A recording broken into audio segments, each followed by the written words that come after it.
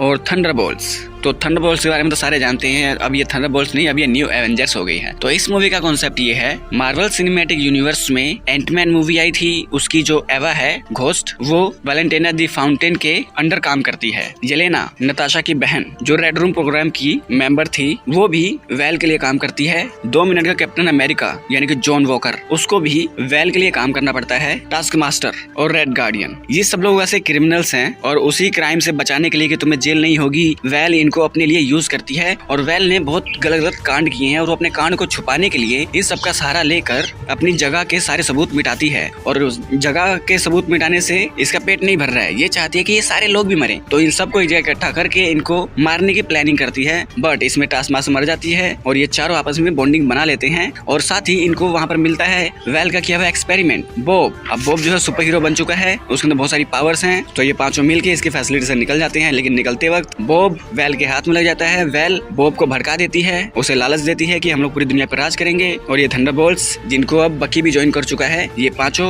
Bob को well के चुंगल से निकालने की कोशिश करते हैं। लेकिन बॉब अब सेंट्री बन चुका है, वो इन पांचों को पेल के भगा देता है। उसके वेल क्या करने वाली है ये सारी बात सेंट्री को पता चलती है। तो सेंट्री वॉइड में चला जाता है, वॉइड यानी अकेलापन, और वो चाहता है कि पूरी दुनिया खत्म हो जाए, मेरे जैसी हो जाए। फिर इस सिचुएशन से ये जो थंडरबोल्ट्स है वो कैसे बचाते हैं, सेंट्री को अपनी तरफ लाते हैं, वेल को पूरी दुनिया के सामने एक्सपोज करने वाले होते हैं। लेकिन वेल अपने आप को बचाने के लिए इनको पूरी मीडिया बुलाकर न्यू एवेंजर्स घोषित कर देती है। और थंडरबोल्ट्स के कान खड़े हो जाते हैं कि अब तो हम लोग न्यू एवेंजर्स हैं। और एंड में 14 महीने बाद फैंटास्टिक फोर का शिप इनको आते हुए दिखाई देता है और फिल्म ये एंड हो जाती है। तो फिल्म बहुत जबरदस्त है, अगर आप MCU फॉलो कर रहे हो तो बहुत अच्छी लगेगी आपको मूवी, देख सकते हैं। बैड इन्फ्लुएंसर अगर आपने देखी है, throw my window, after 365 days और माई फॉल्ट या आवर फॉल्ट, अगर इस तरह की मूवीज आपने देखी हैं तो बैड इन्फ्लुएंस भी वैसे ही मूवी है, जिसमें एक बिजनेसमैन है, उसकी एक बेटी है जिसको कोई स्टॉक कर रहा है जगह जगह। तो इस चीज से तंग आके इस बिजनेसमैन ने एक लड़का सिक्योरिटी के लिए अपनी बेटी के लिए हायर किया है। जहाँ इसकी बेटी जाती है वहाँ ये सिक्योरिटी वाला जाता है। उसके बाद इन दोनों को आपस में प्यार हो जाता है। इसकी बेटी और ये लड़का